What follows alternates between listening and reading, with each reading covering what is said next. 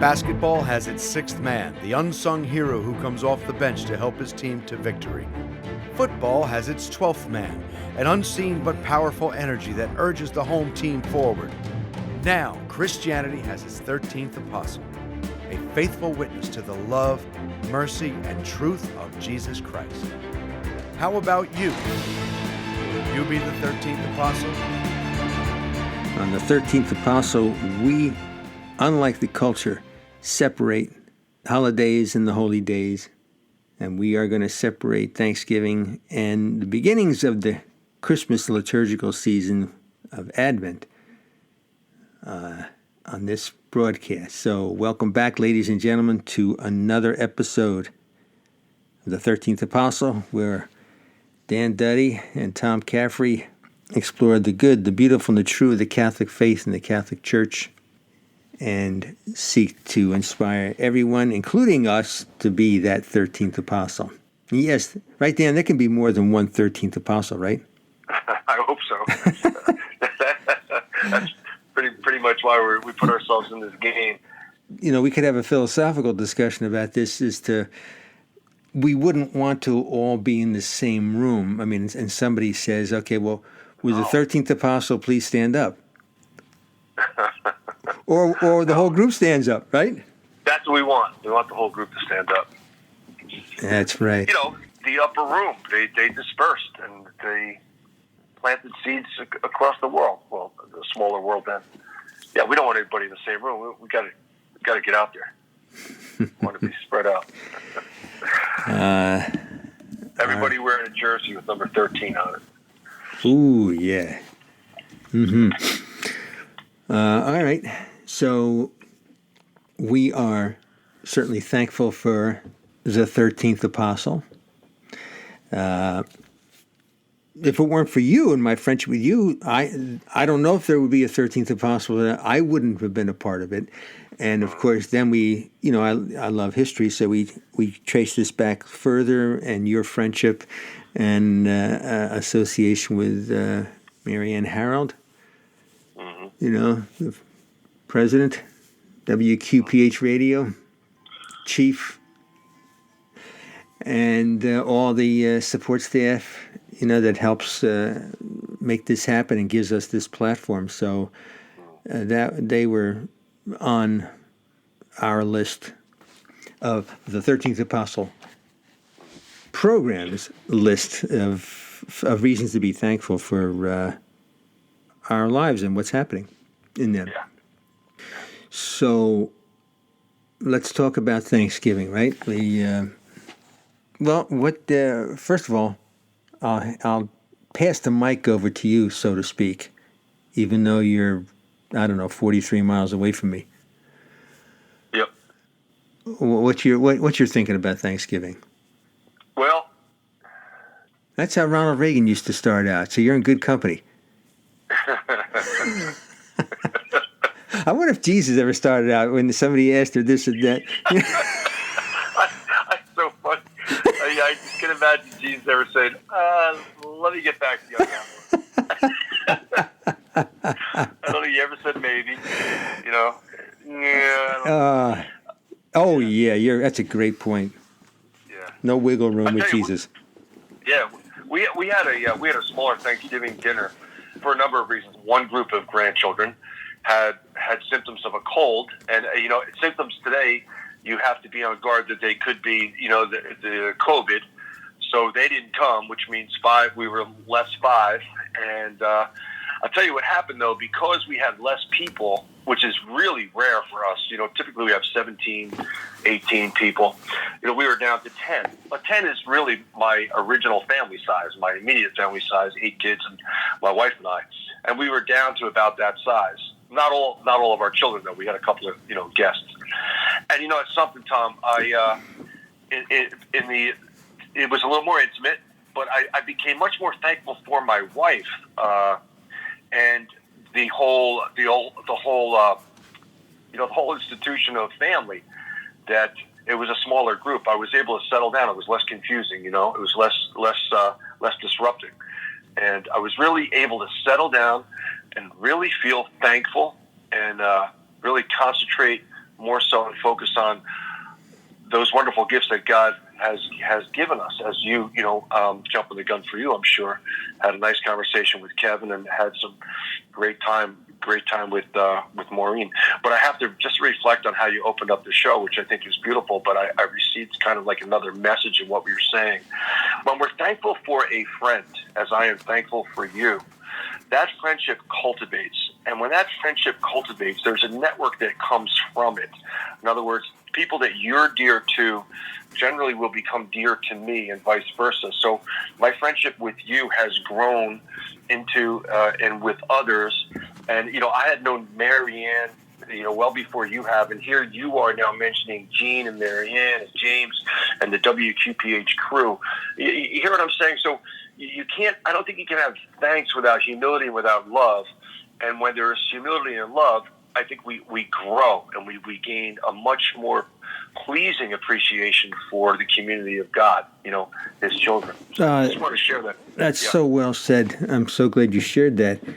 You used humility, and we should be humble in the awe of how these things happen, because I did not seek out WQPH.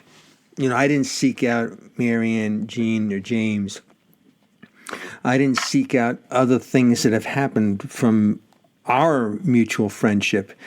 And it's just, we keep getting, so in other words, yes, I took a step forward. And you took a step forward when you wrote that blog post many years ago, and I responded to that blog post many years ago, and here we are. There's so many things that we do not plan, but we took the step forward in faith. You took a step forward somehow in faith and wrote that blog, the bold blog, and then I took a step forward in faith and responded to that, and so that's just, there's so much to be thankful for.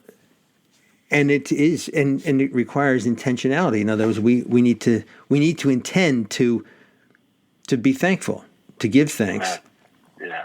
And it's so difficult today in our culture with what's been happening with the term that's used is woke, WOKA, right, by the very radical progressive left, which has done so much to deconstruct so much of the American culture. And Thanksgiving is arguably, Thanksgiving and Christopher Columbus are the two in their targets.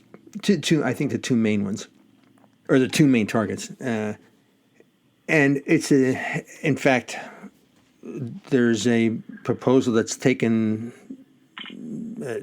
flight, unfortunately, and it's known as the 1619 Project, where America was really founded in slavery in Jamestown, Virginia, as opposed to 1620 in Plymouth, Massachusetts, and otherwise known as Patuxent. Whereas the Jamestown was founded on conquest and on slavery and for trade. The Plymouth 1620, our Pilgrims, they were founded on religious freedom. And that's what they are, the Pilgrims, the Puritans, because they got that name Puritans from seeking to be incredibly pure of sin and in holiness. They were devout. They would be like the evangelicals today, evangelical Protestants in a way, or charismatic Christians, Catholics. I have to stop and say, I remember having a conversation with a couple of Catholic friends of mine, and they were upset about something that this Protestant group were doing, and they said, well, they're Christians, meaning they're not Catholics. And I said, wait a minute. I said, we're Christians too. Yeah. So anyway, but so they had to escape. They had to escape England because of persecution. King James and et cetera. They faced a lot of terror, death, persecution, and it was mainly for their devotion and their understanding of the devotion to God. I'm not saying, obviously, they're not sinless, and we don't look at anything in history with rose-colored glasses. But I can't help but look at parallels. I don't know whether I would do this if we weren't having difficulties in our country right now. But I do see you and I, we've talked about the parallels with the fall of Rome. This was really the unraveling in Europe, in England and in Europe. The 30 Years' War was about to begin, which was a horrible period. Horrible period. Then they went to Holland for a number of years, but then they had to go. And they went daring, traveling across the Atlantic, especially the North Atlantic, and they were late. They traveled in winter, horrible, the worst time to travel. And some of them didn't make it. So we need to, I think we've lost our way, as we so often do. Do you realize that this Thanksgiving was the 400th anniversary? I did not know that. But we're not taught to know that. And we're not. I'm not happy that we didn't have in our immediate Thanksgiving we had grace. But for years in my extended family, my big family, and we get together, grace is no longer said, and it's no honor. It's telling a turkey joke, or it's not about why. What is that original Thanksgiving? So, hey, I just want to share something with you. I read something a little bit before getting together with you today, written by Dale Ahlquist. I don't know if you know Dale Ahlquist. I do. The guy dedicated his life to G.K. Chesterton and interpreting Chesterton and bringing Chesterton to us. And he wrote this. I think you'll find it interesting because you're a history buff. He wrote, "What is the origin of this holiday?" He wrote, What most people believe is a variation on what he was taught in public school in the 60s, that the Pilgrims came to Plymouth on a ship called the Mayflower, that they were the first English settlers in America. They came for religious freedom, and they had a big feast with Indians, and that was the first Thanksgiving. And that about sums it up. And that is what Chesterton calls the myth of the Mayflower. And Ahlquist goes on. He says, first of all, they were not known as Pilgrims until about 200 years afterwards. They were Puritans, a radical Anglican low church sect that loathed the high church Anglicans that happened to include the King of England.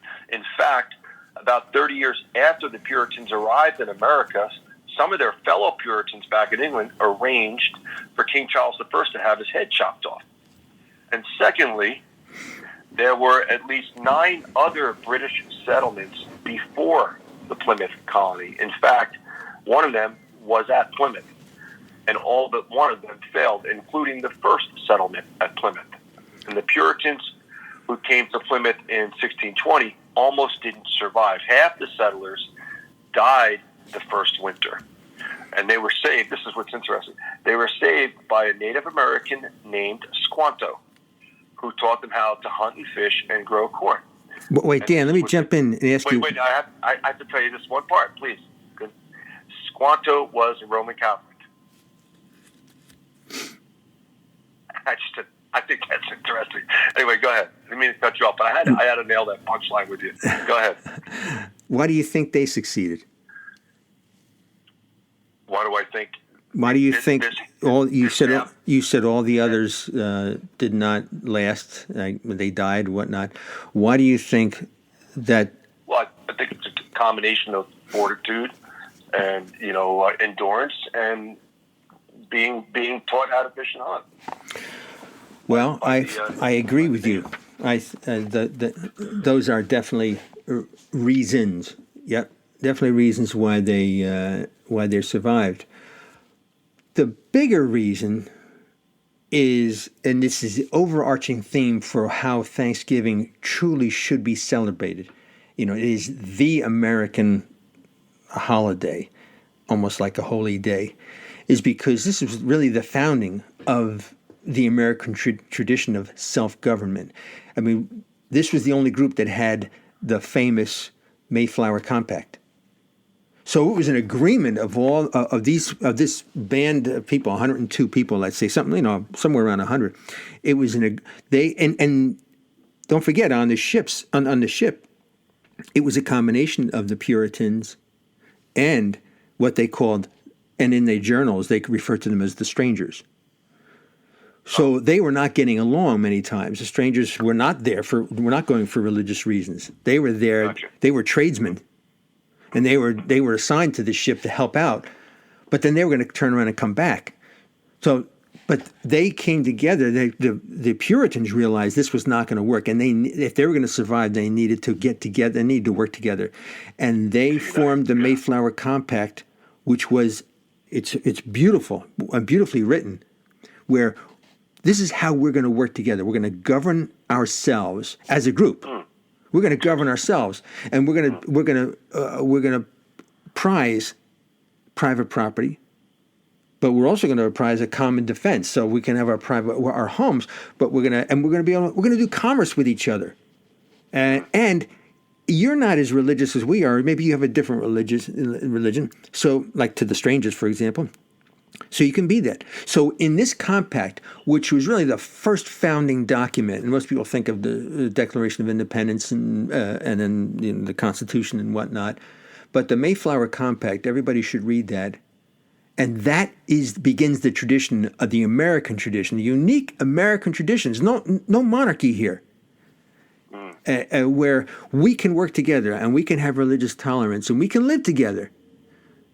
And, it's so, and a lot of the bad name that people say about the quote unquote pilgrims, and by the way, whether or not we called them pilgrims for 200 years or whatnot, they were pilgrims because a lot of them wrote this in their diaries. They knew that this life wasn't it.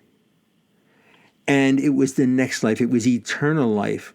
And that's called their writings, and of course it's not just them. Any Christian writings, you'll read the word eschaton, and that is the end times, and that is where are we going to be at the end of this time? Because then we're going to go into eternity, which is timeless, and that was their focus. So they knew they were on a pilgrimage. Well, and let's get a little bit personal with you, real quick, and I mean a little personal. I want you to maybe you have a wonderful website called Faith Pilgrims, and where you share an awful lot of the concepts that come from that great book that you've written, A Boy for All Seasons, but a man, the question mark at the end. Wonderful book, and you've really profoundly kind of explained, and I know you really want to dig into it even more so. I wish we had more time about the Mayflower and the whole pilgrim concept. Any of your studies from that? Did that influence your website and your mission with Faith Pilgrims at all? Yeah, well, the first time I read about there's a great book that I recommend, and we'll put it in the show notes. Mayflower by Nathaniel Philbrick, and he's a highly regarded historian. I was blown away when I read his book because I had been, like everybody in American society, we've been When here. did you read it, Tom? I'd say probably, 8 years ago. Okay, go ahead. Thank you. And because we're just inundated with these messages that Columbus was a genocidal murderer, even though deaths from population shifts have happened since time immemorial. The various Indian tribes had African slaves.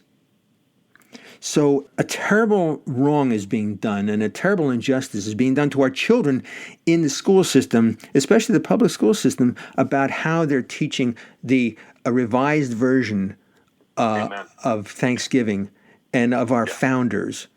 The Pilgrims, they're confusing the people who went to Jamestown and some of the earlier people who came here to conquer, with conquest, from the Pilgrims, because they were on a pilgrimage to eternity.